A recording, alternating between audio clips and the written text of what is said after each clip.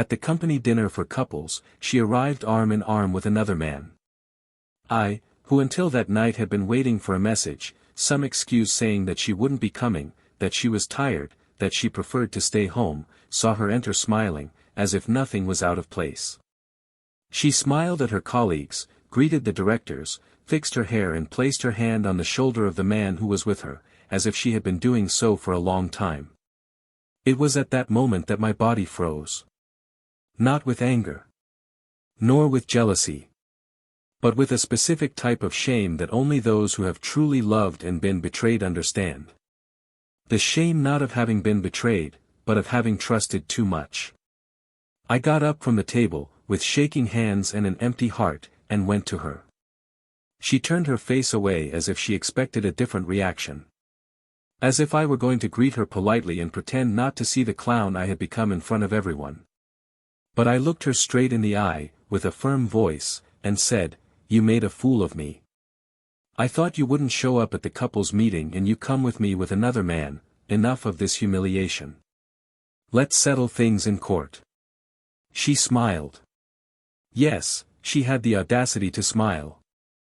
Like someone who sees a divorce dispute as a cold signature on a letterhead. As if I were just another person she would have to forget. The man next to her was speechless. I don't think he knew she was married.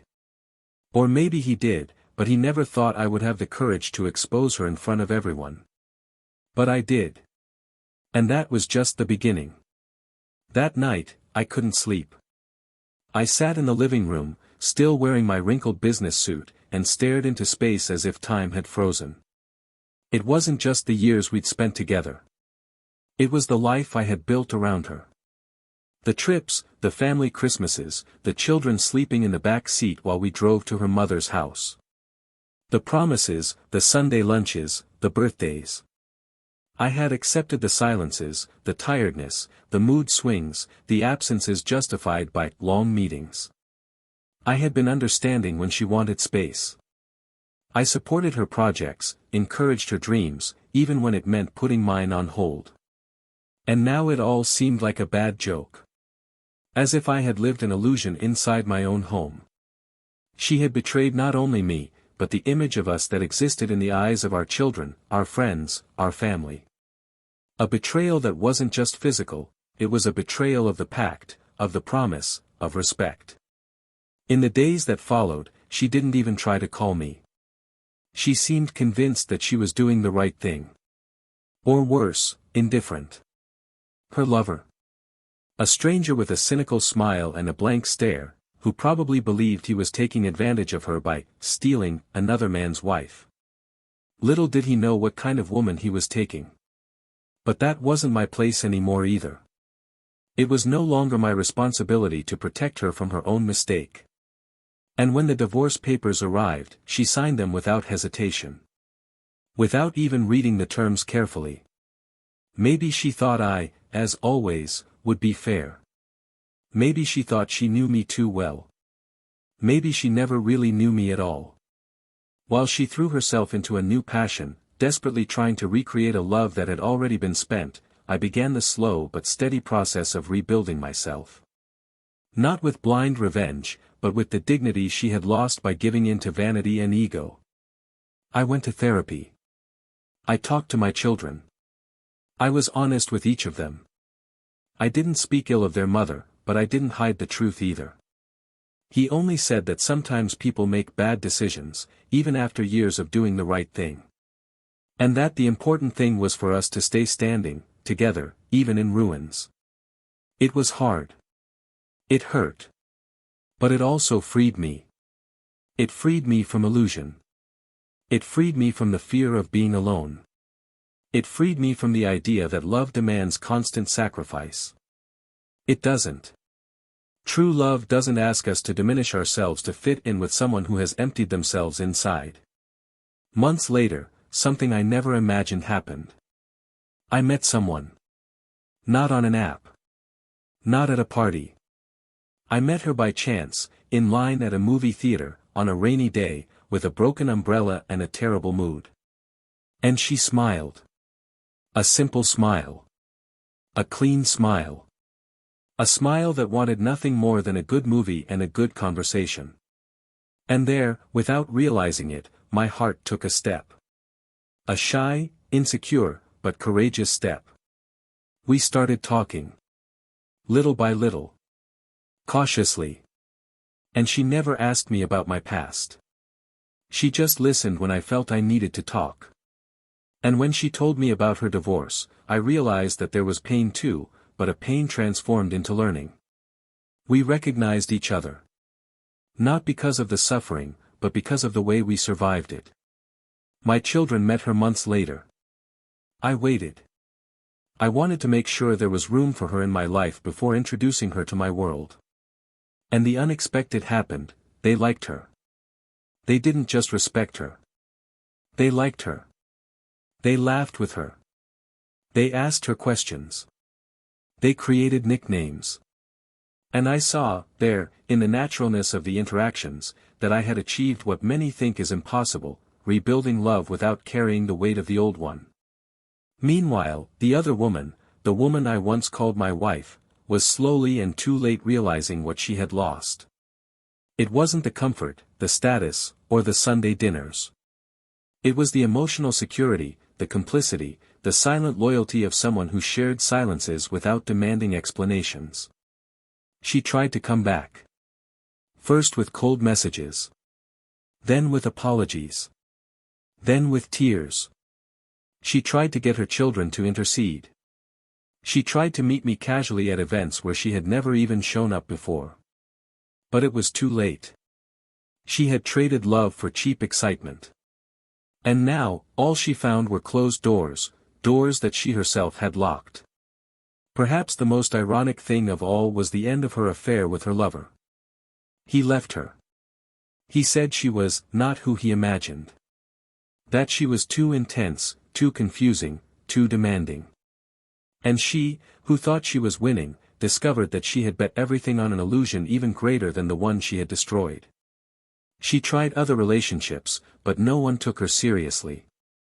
Her story spread, not by me, but by her own choices. Men desired her, but did not respect her. Women avoided her, men discarded her.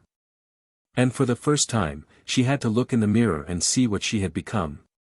Someone with the appearance of freedom, but with the invisible weight of regret tattooed on her face. And now, years later, we met again by chance, at a school event for our children. She arrived alone. Hair disheveled, a tired look. I was with my new partner and our children. Yes, ours. Because even without blood ties, she became part of our family.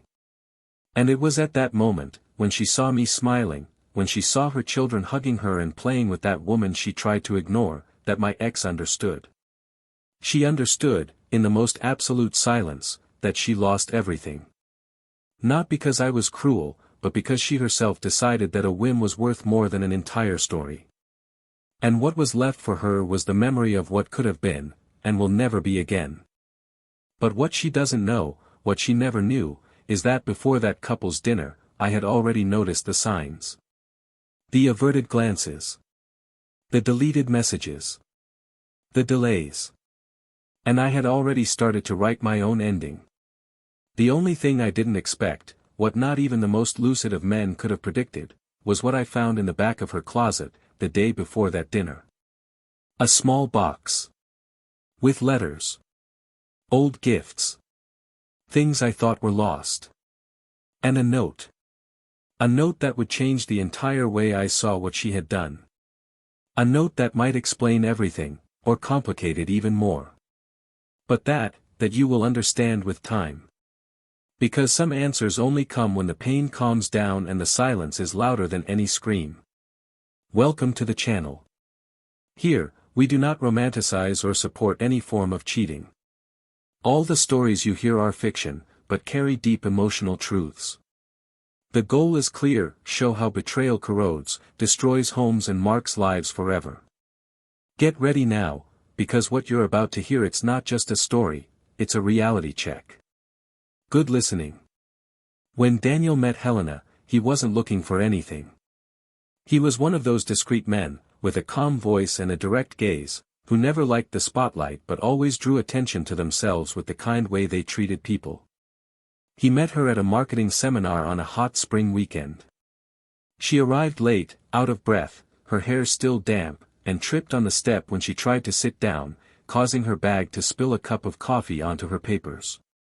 While some laughed discreetly, Daniel was the only one to stand up, offer her a tissue and help her rearrange her papers.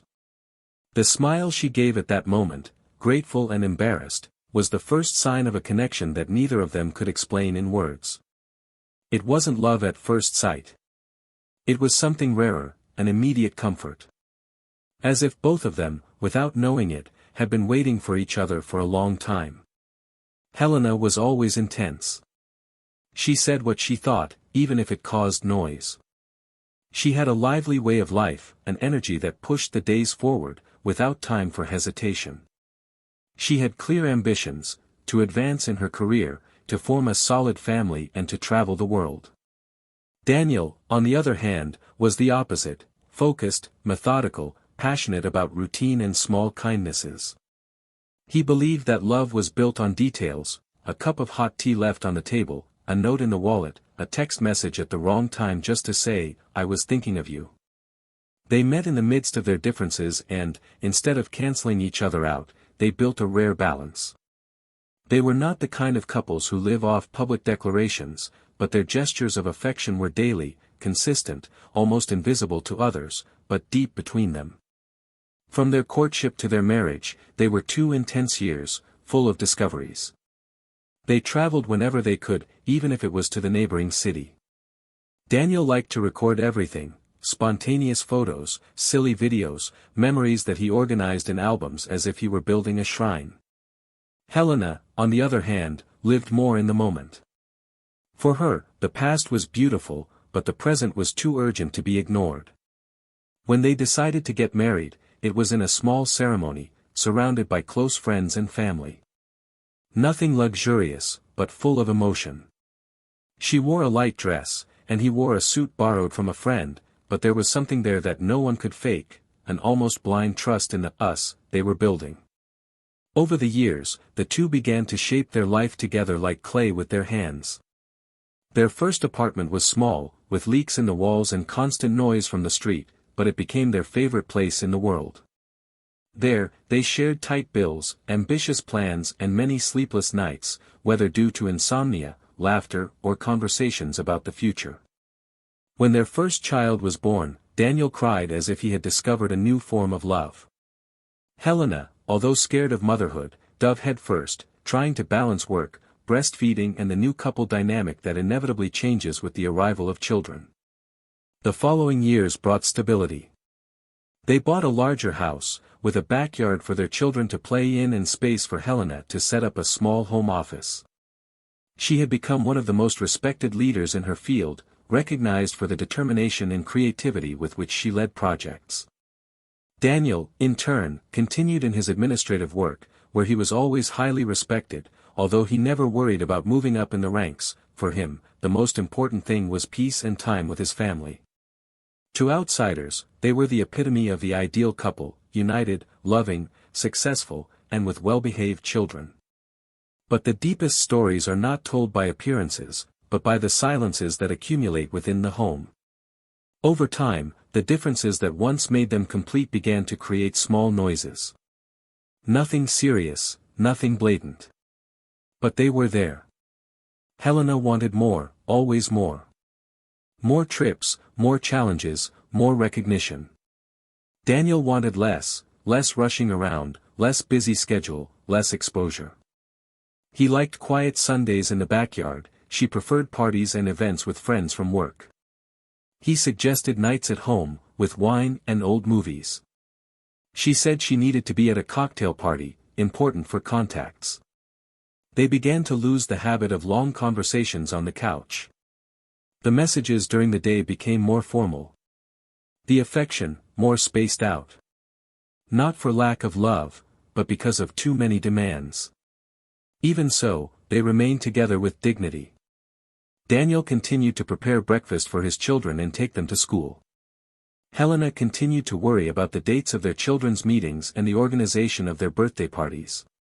But there was an absence that hung between them, almost imperceptible, like a perfume that insists on lingering in the air even after the person has left.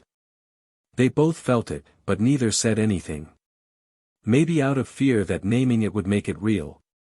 Or maybe because they believed that every couple goes through phases and that this one would go through them too. The children were growing up. They were no longer small children. They began to notice gestures, looks, and long pauses between sentences. They were smart and sensitive. They knew something had changed, although they couldn't define what. Daniel tried to make up for it by being there. He tried to always be around, even when he was tired. Helena, on the other hand, immersed herself even more in work. Her phone never stopped ringing, her messages were never answered immediately. She said it was just a moment of overload, that it would pass. Daniel believed. He always believed. There was, however, something that Daniel began to feel. A silent discomfort. An instinct. Something unspoken, but present. He couldn't explain it, but it was as if Helena's breathing was at a different rhythm. As if her body was there, but her thoughts were somewhere else. Sometimes, he would watch her in the morning, as she put on her makeup in front of the mirror, and he would wonder who she was taking such care of. Not out of jealousy, but out of strangeness. He began to notice subtle changes, new clothes, a different perfume, a laugh he hadn't heard in a long time, and that now came over the phone, in calls that ended with an "I'll call you later." But he didn't say anything. He kept it to himself. And he continued to take care of the house, the children, the routine. He continued to believe that it was all just a phase. Helena, on the other hand, was going through a period of self-discovery. She had started exercising again, taken new courses, and participated in conferences outside the city. She received constant praise at work and was sought out by colleagues to lead initiatives. She felt alive, full of possibilities. But at the same time, she felt alone at home. She began to question whether she was still seen as a woman or just as a mother and professional. Whether she was still desired or just tolerated. These silent and dangerous thoughts began to gain strength.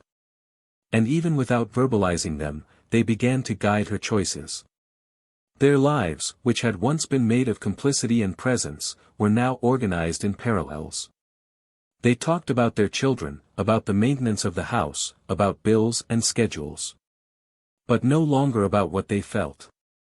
No longer about what they dreamed. The nights were filled with the sound of cell phone notifications or with long silences that neither of them dared to break. There was an invisible pact of normality. A pact that, even without words, said, "Let's not touch what could collapse." And so they went on. He, hoping that time would restore what time had worn away. She, uncertain of her own desires. And around them, a family that admired them, friends who envied them, and children who loved them. Everything seemed in place. But it would only take one strong breath, one ill-placed choice, for the castle to begin to crumble. They still didn't know, or didn't want to know, that they were already on the edge of the abyss. And when they finally looked down, there would be no turning back. Only the fall. And what would come next, only time could reveal. That Friday morning, Daniel woke up before his alarm clock rang. The sky was still dark through the crack in the curtains, and the muffled sound of the wind against the window. He lay there for a few moments, listening to his children breathing in the next room and the silence of the house. Helena was still asleep, turned on her back, her hair spread out on the pillow and one hand under her face. He watched her for a few seconds, trying to remember the time when he would wake up next to her and feel peace. Now, he felt only a dull restlessness, a contained tension that tightened his chest without logical explanation. There had been no recent fights, no harsh words exchanged, but something had changed. Something he couldn't name. He got up slowly, made breakfast, prepared the children's snacks, put the backpacks on the hooks in the hall, all in silence, as usual. When Helena appeared in the kitchen, ready to go, impeccably dressed in heels he had never seen before and a new blazer, Daniel commented that she looked beautiful, but she only smiled with her lips, not her eyes, and thanked him with a distant wave. She said she had a business lunch and would be back late.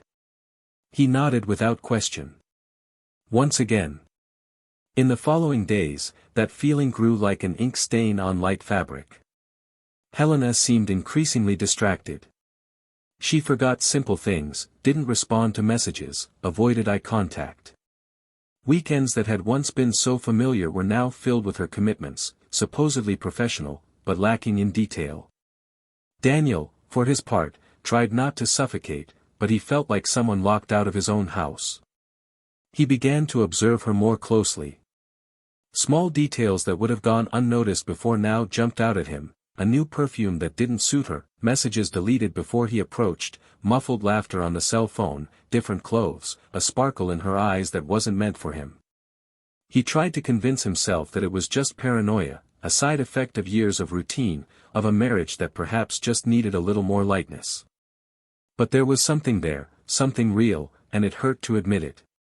On a Tuesday, when he picked her up at a restaurant after a supposed meeting with colleagues from the agency, Daniel saw Helena come out through the side door, looking around before walking to where he was waiting for her in the car.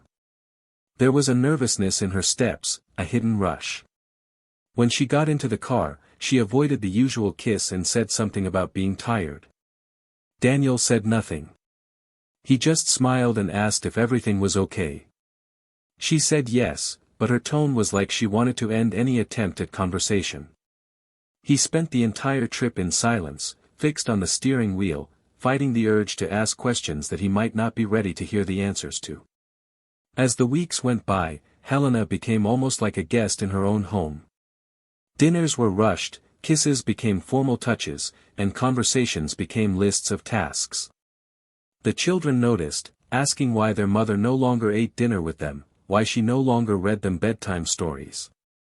Daniel made excuses. Work, tiredness, commitments. But he knew it was more than that. He knew he was losing something that he would not know how to get back. He decided he needed a concrete answer.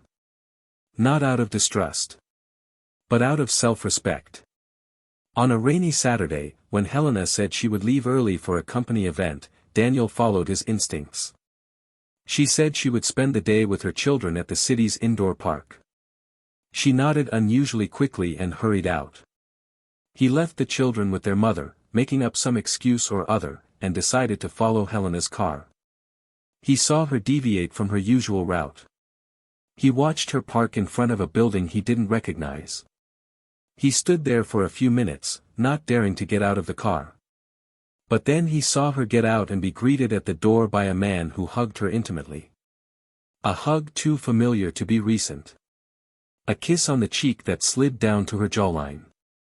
A hand holding hers securely. And there, Daniel didn't feel anger. He felt emptiness. A deafening silence that forced him to rest his head on the steering wheel and take a deep breath. That night, he didn't confront her. He waited for her to come back, dressed simply, as if she had spent the whole day at a corporate event. She said she was tired, kissed her children on the forehead and went straight to the shower. Daniel made dinner, put his children to bed and sat on the sofa in the living room. He felt as if the ceiling in the house had lowered a few centimeters. As if the air was heavier. But he wasn't ready to explode yet. He didn't want to act on his pain. He needed to understand. He needed to organize his feelings. In the following days, he began to search more carefully. Not in a tone of revenge, but in search of coherence. He read messages saved on the computer, digital traces, incoherent dates. He realized that it wasn't recent. It had been built little by little, through omissions and deliberate choices. The betrayal wasn't just physical. It was the construction of a new life outside of his. Even so, he kept up his routine. He took his children to school, ate lunch alone, went back to work, took care of the house. But now everything was observed from a different perspective. Helena's voice, previously sweet, now sounded rehearsed. Her compliments seemed calculated. Even her smiles seemed empty. He began to analyze each gesture with a new filter. There was no more room for naivety. Until the invitation arrived. A couple's dinner hosted by Helena's company. An elegant event, the kind where professionals were invited to bring their partners to celebrate the quarter's achievements. She, visibly uncomfortable, mentioned the event only 2 days before, in a hesitant tone. He said he didn't have to go, that it would just be a formality. But Daniel, with a slight smile and a calm look, replied that he insisted. That they hadn't been out together in a long time. That it would be good for them. Helena nodded, but he saw the discomfort in her eyes. On the night of the event, Daniel wore his best suit, the one Helena herself had given him years before, on a birthday that now seemed to belong to another life. He took care of the details, combed his hair with extra care, used the perfume she said she loved. And he arrived at the venue on time. He greeted her colleagues, smiled at unfamiliar faces, poured himself a glass of wine and sat at one of the central tables. The room was elegant, lit by yellow lights, soft music filling the room. The conversations consisted of restrained smiles and polite greetings. But she never arrived. When the clock struck almost an hour into the event, Daniel already knew. There was no anger on his face, just the confirmation of a certainty he had been trying to put off. When he finally saw her walk through the door, he was not alone. She walked in with a man by her side, laughing at something he was saying, her arm intertwined with his as if it were natural, as if it had always been the case. The two stopped at the entrance, as if they were introducing a couple that had been together for a long time to the world. And it was at that moment that Daniel stood up, straightened his jacket, took a deep breath and walked towards them with calm, firm steps. He approached, looked at the two of them, and his voice came out with cutting clarity, "You made a fool of me. I thought you wouldn't show up for the couple's meeting and you come with me with another man, enough of this humiliation. Let's settle this in court." Helena didn't know how to react. Her lips parted slightly, but no words came out. The man beside her just stepped back, confused, embarrassed. The room fell silent in seconds.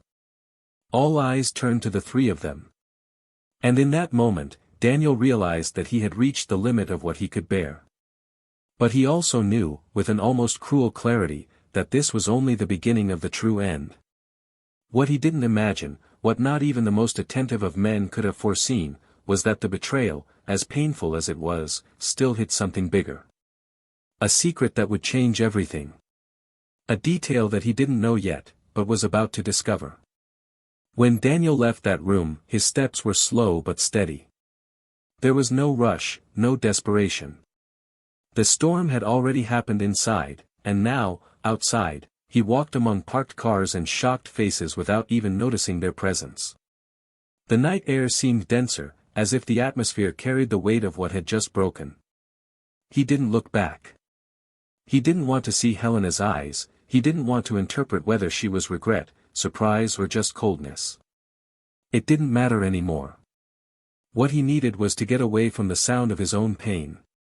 He drove in silence, without music, without organized thoughts. The steering wheel in his hands was the only point of contact with reality. When he got home, he entered slowly, avoiding making noise. The children were sleeping, oblivious to the earthquake that had just happened to the structure of what they knew as family. He went upstairs, took a long shower, let the water run down his body as if it could wash away part of the pain. But she stayed there. Stuck. When he lay down, the pillow still had her scent. And that made him close his eyes tightly, in a futile attempt to escape the memory. The next day, Helena arrived home in the middle of the morning. She didn't say anything. She just put her keys on the counter and stood in the kitchen, as if she didn't know where to start. Daniel, sitting at the table with a cup of almost cold coffee, looked up and waited. She took a deep breath and said she needed to explain. He just gestured with his hand, allowing her to speak. And she spoke.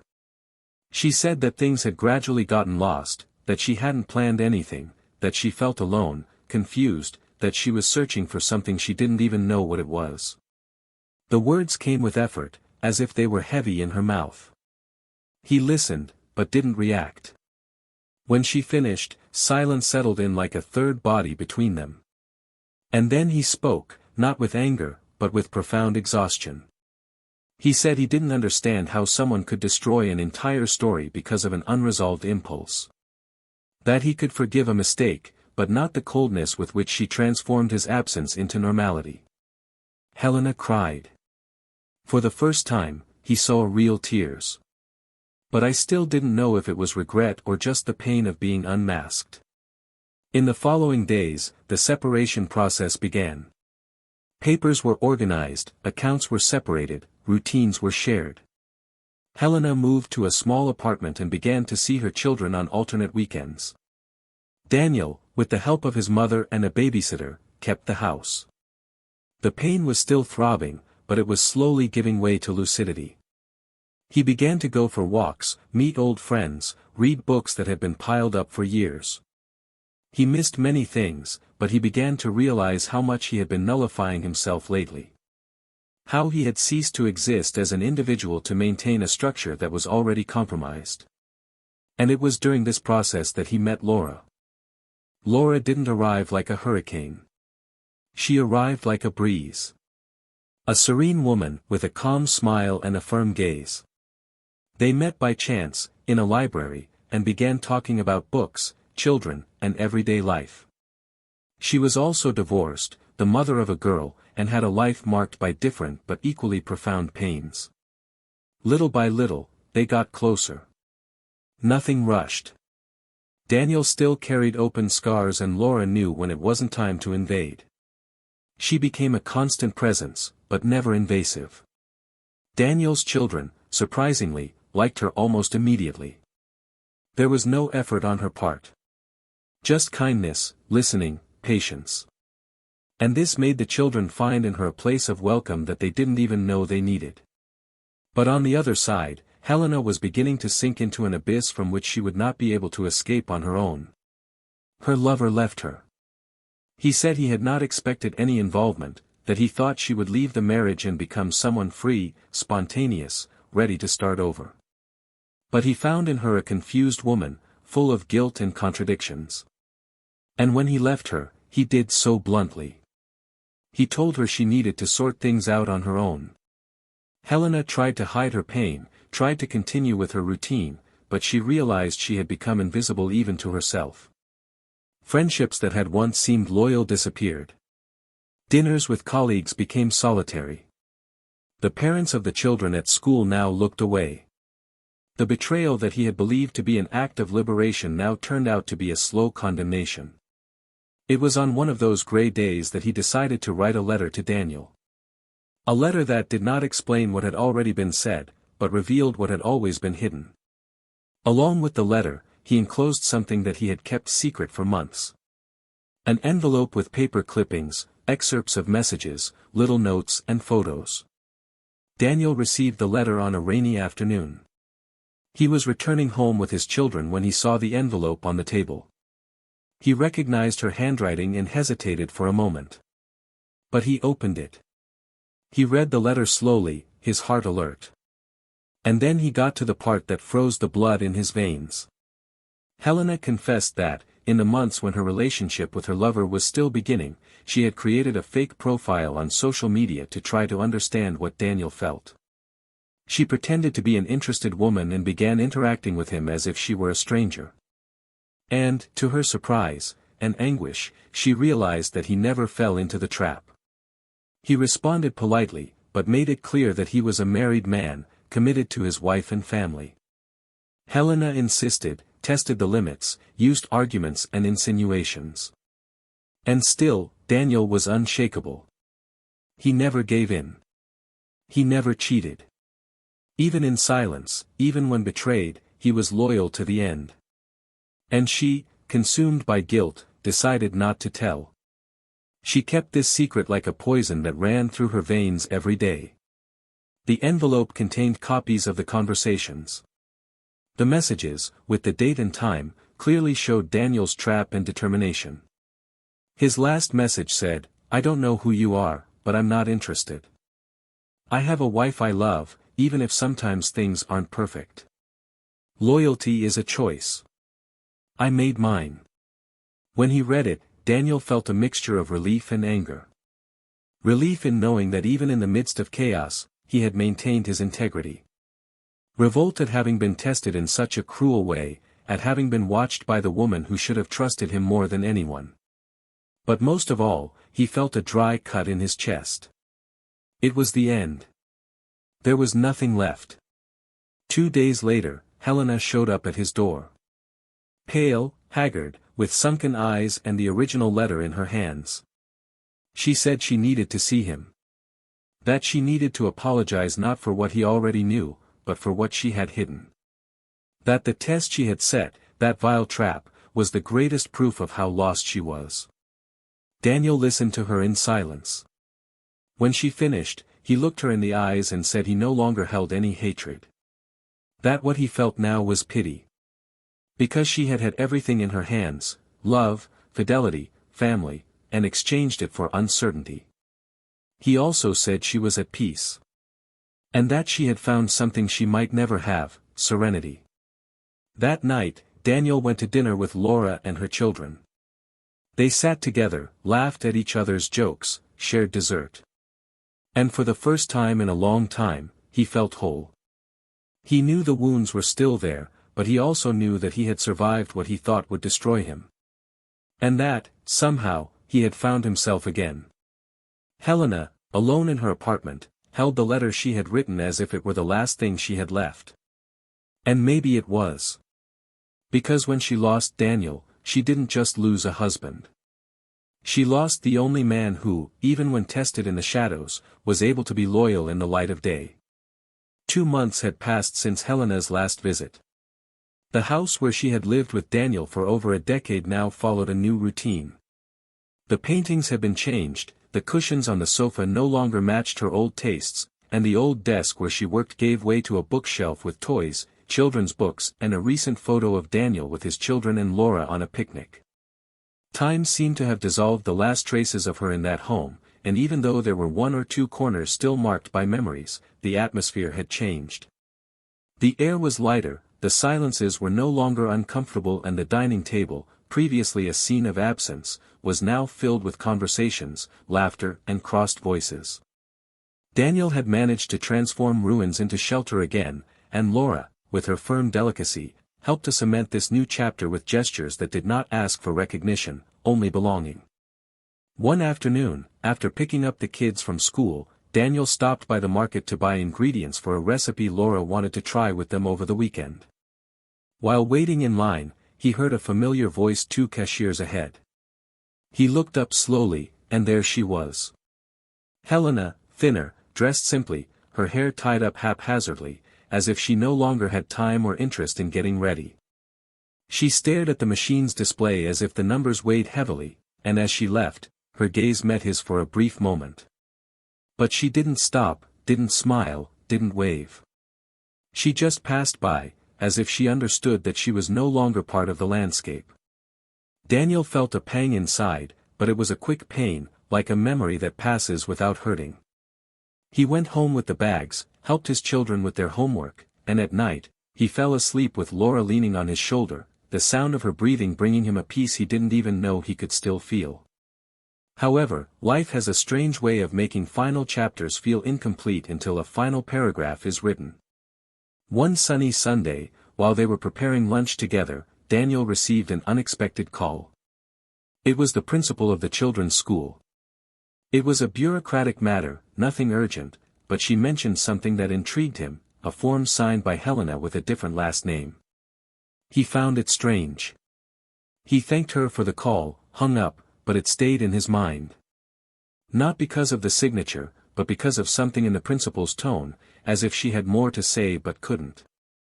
2 days later, when he dropped his children off at his mother's house, Daniel noticed something unusual. Instead of getting out of the car to greet them, Helena told them to go upstairs alone. He waited a few minutes, hesitated, but then decided he needed to resolve everything at once. He walked up the floors of the building with measured steps, knocked on the door and waited. When she opened it, she was visibly surprised. She didn't try to smile, she didn't try to hide it. She simply made room for him to enter. The room was disorganized, with open boxes, piled up clothes, and the smell of fresh disinfectant. Daniel looked around, and before he could ask, she said in a low voice that she was moving. She said she was going back to her parents' house for a while. He nodded but didn't comment. They sat across from each other, with no tables between them, and for a moment, it was as if they were years ago, on any given Sunday. Helena took a deep breath and began to speak. She didn't apologize, nor did she try to change anything. She said she was at a point where life was no longer making any noise. She said she had understood important things, but too late. Daniel listened attentively, and when she finished, he asked the question he had been avoiding for a long time: "Why did you do that to me? Why did you create that trap?" She took a while to answer, looked at her hands and murmured that she needed to be sure that he wasn't like her. That she needed to find, in his fidelity, a justification for betraying him. She said that, deep down, she wished he would fall too, so that her guilt would weigh less. But he didn't fall, and that destroyed her even more. Daniel remained silent, his eyes fixed on the floor. Not because he was surprised, but because he felt the exact weight of that distorted logic. A confession that, if made earlier, might have hurt him even more, but now served only to confirm that there was no turning back. But Helena still had something to say. Something she had been holding back for a long time. She got up, opened a drawer, and handed him a small brown envelope, crumpled at the edges. She said that it was the last thing she had left.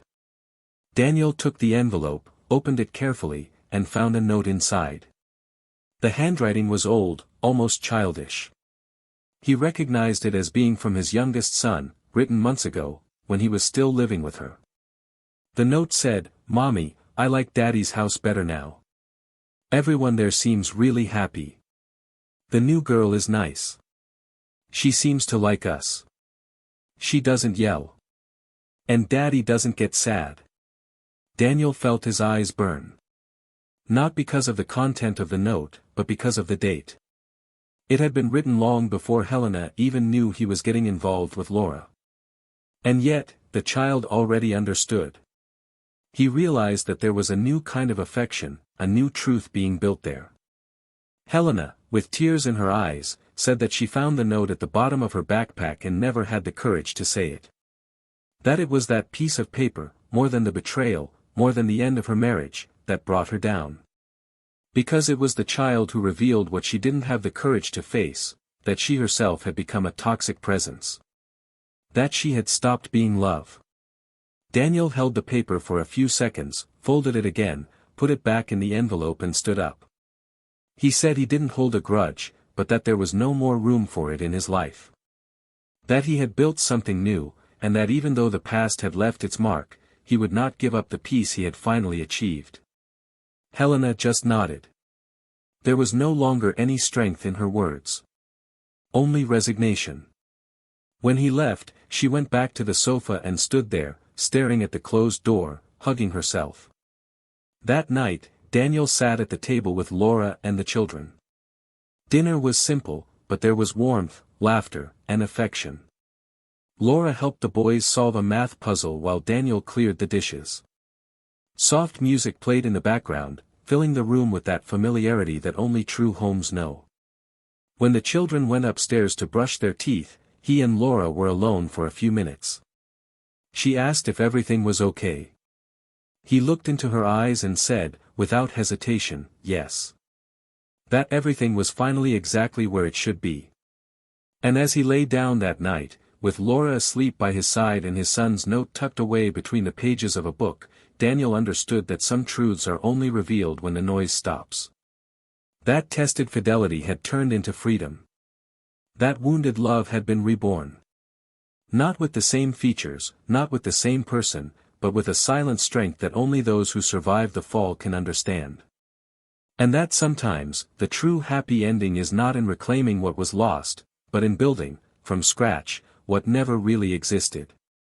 The days following the conversation with Helena seemed strangely silent, as if an important chapter had ended without the expected bang.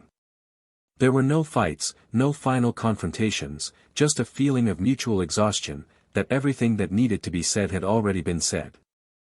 For Daniel, the peace he had sought so much was beginning to find real space within him, no longer as an urgent need, but as something natural, achieved through his own effort, through firm choices and by not giving in to anger or the temptation to retaliate in kind. Time was now an ally and no longer a ghost dragging memories. And in this silence where there had previously been resentment, something even more powerful emerged: clarity. With Laura, the days went by lightly. They no longer lived under the shadow of the past, but under the light of something new, built on honesty, mutual admiration, and, above all, freedom. Daniel's children, accustomed to the emotional instability of the previous months, now demonstrated a serenity he had never seen before. They no longer asked questions about where their mother was, no longer sought justifications for her absences, no longer cried at night asking for explanations. The routine of the house flowed more harmoniously and, although the longing for the old structure still surfaced from time to time in small phrases or memories, now it no longer came with pain, but as a memory that could be respected without being relived. On a long weekend, they decided to travel together to a country house lent by a friend of Laura's. It wasn't far, but it was far enough to change the scenery and breathe new air. During the trip, the children laughed in the back seat, making up songs and games, and Daniel, looking in the rearview mirror, saw a reflection that surprised him, not of a tired or injured man, but of someone whole, serene, capable of smiling again without weight. When they arrived at the house, the late afternoon fell in golden tones over the wooden porch. Laura was preparing a simple snack while the children explored the backyard. Daniel, sitting on the steps, could smell the grass, the distant sound of crickets, and his heart at peace. It was strange to think that to get to that moment, he had to lose almost everything. But losing, sometimes, is the only way to gain what really matters. However, something in that tranquility also brought about a reflection on the scars left behind. Not only by Helena, but by himself. Daniel questioned himself, even in silence, about the times when he had been negligent, when he had chosen silence over dialogue, when he had accepted distance instead of facing it. He knew he was not to blame for the betrayal, but he also recognized that, at some point, he had stopped fighting for that relationship even before he knew it was dying. And this awareness did not make him feel guilty, but rather more mature. It was a difficult dilemma to process, understanding that sometimes we are neither the villains nor the heroes of our own stories, just pieces of something more complex, where mistakes are shared even when the pain falls on only one side. The next night, as he watched Laura tell a story to her children in the dim light of the lamp, Daniel felt a silent gratitude. Not just for her, but for everything that had led him to this point, however cruel it had been. Because that pain had not destroyed him, it had transformed him. And more than that, he realized that he had not become bitter, nor vengeful, nor cold. He remained the man who believed in truth, in loyalty, in love as a building block, even after having been betrayed in all of these values. That was a victory. One that no one would see from the outside, but that would become the foundation of everything that would come after. That same week, Helena applied to spend some time abroad. She wanted to restructure herself emotionally, she said in a message. She had accepted a therapeutic immersion program abroad and wanted Daniel to explain it to her children gently. He read the message with surprise, but also with understanding. He did not respond right away. He waited a whole day before deciding how to act. He gathered the children together, made hot chocolate, and told them that their mother needed some time, that she would be away for a while, and that it was not their fault. The children, now more mature, listened in silence. The oldest daughter asked if she would be back. He said yes, but that they did not know when. The youngest simply rested his head on her shoulder, as if to say that he had been expecting it. There was no crying. There was an acceptance there that time and Daniel's care had cultivated without him realizing it. That same night, while washing the dishes next to Laura, Daniel mentioned Helena's departure. She listened to him attentively, without asking questions, without trying to fill the silence with advice. She simply looked at him tenderly and said she was proud of the way he handled everything. And there, in that look, he understood that he had done everything he could. That even if the past had been cruel, the present was a choice, and he was choosing the right one. But there was one last dilemma. Helena had asked to see her children before leaving. A farewell meeting, as she called it. Daniel hesitated. I was afraid of the emotional impact on the children, I was afraid of the instability it could bring.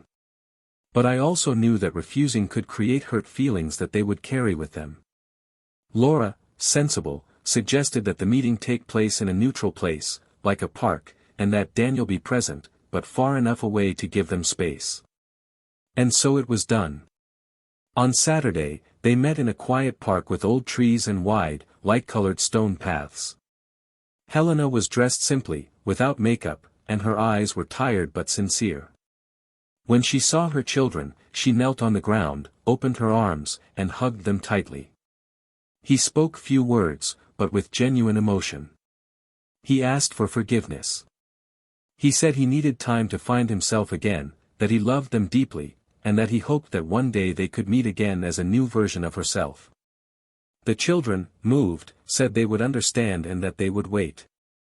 Daniel, from a distance, watched everything with a heavy heart but a clear conscience. He knew that this moment was necessary.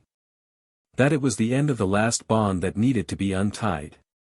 When they returned home, the journey was silent. The children were calm and reflective. Daniel respected their time. Later, at bedtime, the two asked if they could write letters to their mother. He said yes. And he helped them express their feelings lightly, without judgment. Laura, as always, was by their side, respecting every space, every pain, every joy. And then, with everything in its proper place, time began to move in a different way. As if now, yes, the story was ready to come to an end. An end that would not be made up of scandalous ruptures or desperate twists and turns, but of small gestures, of silent reconstructions, of a new love that knew how to respect the time of mourning and the time to blossom. There were still pains that healed. There were still memories that returned without asking permission. But guilt no longer ruled anything. And hope, in fact, had taken control. Daniel, who had once been betrayed in front of everyone, was now silently admired by those who truly knew him. Not only for having survived the pain, but for having made it a bridge instead of a prison. And on the other side of that bridge, something was already waiting for him. A reunion with life, with love and, most importantly, with himself. Because sometimes, the greatest victory is not defeating someone, it is remaining whole, where everything wanted to break you. The week that followed Helena's farewell was marked by an almost respectful silence inside Daniel's house, as if everyone there, each in their own way, understood that something big and delicate had ended. But the silence, that time, was not heavy. It was contemplative, as if everyone was slowly digesting what they had experienced. The children, curiously, seemed more mature than Daniel imagined they would be. Their mother's absence was not filled with incessant questions or frequent tears. They showed their longing, of course, but in a serene way, as if they also felt that it was the best for everyone. At night, when they went to bed, sometimes they asked to listen to a song that Helena used to sing. Other times, they wrote notes and asked for them to be kept in a box. Daniel respected this silent ritual of theirs, because he understood that pain only disappears when it accepts space and form to exist. Laura, always so attentive, began to masterfully balance the delicate position she found herself in. She did not impose herself as a substitute, nor did she distance herself for fear of seeming invasive. She was there. Simply present, with gestures that never required reciprocity, but that little by little became indispensable. One day, during breakfast, Daniel's oldest daughter turned to her and asked if she also had a box of notes saved from when she was a child. Laura smiled, with an almost nostalgic air, and said yes, but that they were more drawings than words. The girl then replied that she could put some of her notes there, if she wanted. Upon hearing that, Daniel simply looked away to the window, pretending to observe the garden, but inside he felt his chest flooded with something he had not felt for a long time: belonging. One Saturday afternoon, they all decided to go to the movies. It wasn't a planned decision. They were walking downtown, they had had lunch outside, and as they passed by the theater, they saw that a children's movie was premiering that the boys wanted to see. They went in, bought some popcorn, and laughed together. And during the session, Laura held Daniel's hand and her oldest daughter leaned on his shoulder. A simple, unpretentious gesture, but one that pierced him like a blade of tenderness. At the end of the movie, while they waited for the credits to roll, Daniel looked at Laura and said, almost in a whisper, that he never imagined he could build something so beautiful again. She squeezed his hand lightly and replied, with firm sweetness, that the beauty was not only in what they were experiencing now, but in the courage he had to continue, even when everything said otherwise. Time, which had previously seemed to drag on, now felt scarce. The days passed with fluidity and meaning. Daniel's work was flourishing, he reconnected with old hobbies, read more, and slept better. He began taking his children on Sundays for short hikes in nearby parks, and on one of these walks, as he helped his youngest cross a fallen log over a stream, he heard his son say, "Daddy, you're my hero." Daniel froze for a second. He didn't respond right away. He simply held his son's hand tighter and guided him to the other side, where the ground was firm. And there he understood that this crossing was more than physical, it was symbolic. He had led his children from unstable, slippery terrain to safety. And that, more than anything else, confirmed to him that he had done the right thing. Later that night, while putting the children to bed, the daughter asked to talk. She sat up in bed, crossed her legs, and said that she had a recurring dream in which her mother came home, but everything was different. He said that in the dream, she was a sad woman who apologized non-stop, but no one could hear her properly. Daniel, very carefully, asked her if she felt angry with her mother. The girl thought for a moment and said no. She said that she just wanted her mother to be happy, even if she was far away. And that now, she felt calmer. Daniel hugged her tightly, his throat tight, and promised that he would do everything he could to ensure that she and her brother always had reasons to smile. That morning, after everyone was asleep, Daniel went down to the kitchen and found Laura awake, sitting with a cup of tea. She looked at him without needing to ask anything. He sat down next to her, took a deep breath and said that he never imagined that life could offer such a generous second chance. Laura replied that life offers second chances all the time, but few have the courage to accept them. She also said that he had done everything right, even when everything seemed to be going wrong. Daniel then took a sip of her tea, looked up at the ceiling and whispered that if there was any justice in the world, that Helena would also find peace, wherever she was. A few days later, they received a letter from the school announcing a closing ceremony for the semester, with performances by the students. The children were excited, rehearsing at home, asking for help with memorizing their lines, and Laura followed everything with the dedication of someone who truly cared. On the night of the event, the school auditorium was full. Parents sat back in their chairs, cell phones in hand to record their children. Daniel, with Laura by his side, watched his children on stage with tears in his eyes. At the end of her presentation, her daughter looked directly at them in the audience, smiled and waved. A simple gesture, but one that contained within itself an entire story of new beginnings. At the end of the event, still in the courtyard, a woman approached Daniel. She was one of Helena's old colleagues, someone he had little contact with. She said she had heard from Helena, that she was in a therapeutic center in the interior of Europe, and that she seemed to be doing well. She said she had mentioned Daniel fondly, and that she was grateful that he had been patient enough to let his children be free from the conflict between them. Daniel simply thanked her for the information and smiled kindly. When he turned to Laura, she asked if everything was okay. He said yes. And added that time had finally put everything in place. In the car, the children slept in the back seat. The road back home was silent, interrupted only by the soft sound of their breathing. Laura put on some calm music on the radio and looked out the window. Daniel took her hand and kissed it lightly. They didn't say anything. There was no need. That night, when they got home, they put the children to bed and, before going to sleep, Daniel opened an old drawer where he kept some memories. Among the photos and letters, he took out the note his son had written months ago, the one in which he said that his father's house was now happy. He read it once more and, with a calm smile, put the note inside an empty picture frame. He closed the drawer, turned off the light and lay down next to Laura. The past no longer hurt. The pain no longer pulsed. Love, at last, was breathing. And everything indicated that the end of the story would not be an end, but the most unexpected and beautiful of beginnings. The arrival of spring brought not only flowers and longer days, but also a more mature silence inside Daniel's house.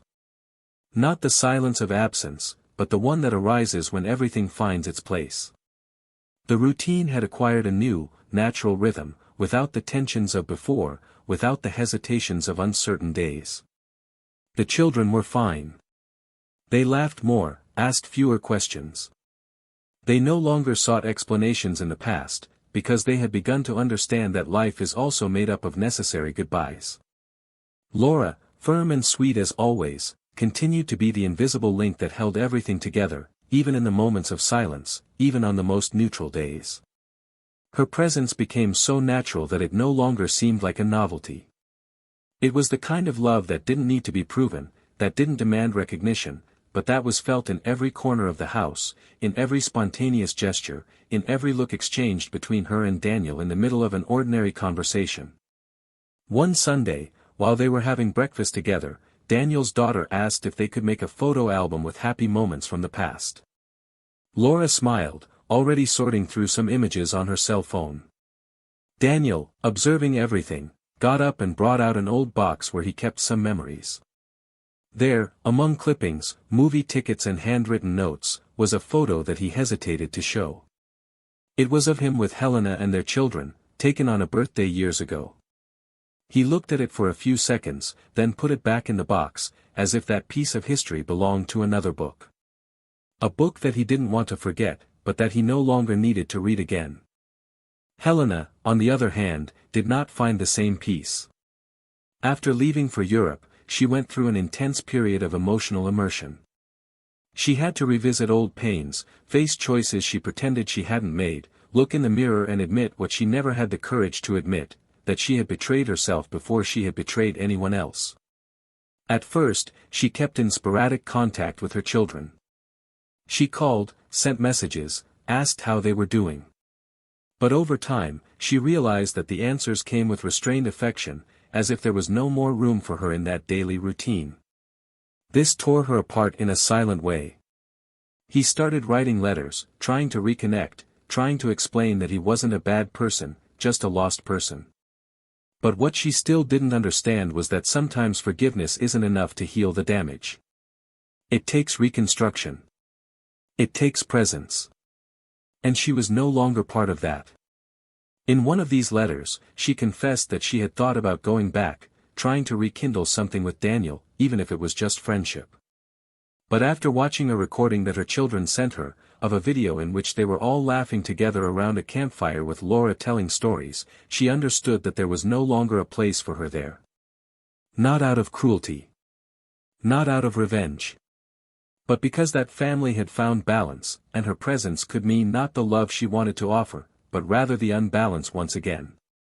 And perhaps, for the first time, she understood what it meant to truly love someone. It was knowing how to leave the scene when her presence was no longer needed. Helena's transformation was real, but slow. At a certain point in her journey, she began working with support groups for women who had destroyed their families through thoughtless decisions. There, she found her true redemption, recognizing herself in others and helping them not to make the same mistakes. From time to time, she still cried when reading old notes from her children. But now, those tears were not brought about by despair, but by responsibility. She was no longer trying to justify what she had done. She accepted it. And, little by little, she actually found the only possible way to continue living without drowning in guilt. Daniel, even at peace, knew that part of his strength came from the wounds he chose not to hide. He did not become a bitter man. He did not become someone who condemned love. On the contrary. He became someone who understood love in its most mature form, the ability to stay, even when everything falls apart, and still make room for the new. He and Laura decided to get married in a simple way. No party, no pomp. Just a dinner in the backyard, with their children, close friends, light laughter, and a starry sky as their witness. That day, as he toasted with a glass of cheap wine and his eyes filled with tears, Daniel looked around and realized that, even without wanting to, he had written a new story. Not with clean pages, but with pages that had been mended, scribbled on, lived. And this story had more truth than he could have dreamed. The children grew up with a different view of the world. They learned, from everything they saw, that loving also means accepting that the other person can fail. But that forgiving does not mean staying. That trust, once broken, is not rebuilt with words, but with actions. That family is not about appearances, but about presence, about taking care of each other, about laughing together even when the world outside is falling apart. They never forgot their mother. But they also never forgot what their father did to keep them strong when everything seemed to be falling apart. And for this reason, more than respect, they had a silent and immense admiration for him. One autumn, years later, Helena returned discreetly to visit her parents and asked, by text message, if she could see her children. Daniel, now with grayer hair and even more serene eyes, accepted. Not coldly, but with poise. The children, teenagers, agreed to meet their mother at a cafe. They talked, exchanged stories, and in the end, Helena said she didn't expect anything, she just wanted them to know that she loved them. And, when they said goodbye, her daughter hugged her. A shy but sincere hug. Helena cried there, standing on the sidewalk, without caring who saw her. Because in that brief gesture, she felt that, even though she couldn't remake the past, she could still be someone she loved in the present. And that, for her, was everything. That same day, when he returned home, Daniel found his children talking to Laura in the garden. He smiled when he saw them together, in harmony, and understood that this was the final point that was missing. Not as a farewell, but as the certainty that all the loose ends had been tied up. That the mistakes had been acknowledged, the pain respected, and the bonds rebuilt with a kind of love that is not learned in fairy tales, but that is forged in the mud, in the fall, in the courage to get up. And now, you who have come this far, tell me, what did you think of this story? What would you do if you were in Daniel's place? Or Helena's? Leave your opinion in the comments, we really want to know how you felt about this ending. And of course, if this story touched you, if it made you reflect, if it brought up any emotion, subscribe to the channel now and turn on notifications so you don't miss the next stories like this one. The truth is that betrayal doesn't just destroy marriages. It tears apart respect, shakes children, erodes self-esteem and tarnishes everything that was built with effort. This story is fictional, but the feeling it carries is very real. Therefore, we reinforce once again, this channel does not support any kind of betrayal. Here, we tell stories that show, in depth, how every choice has a weight. How every act has a consequence. Because, in the end, love can withstand pain, but trust, that, when broken, rarely becomes whole again.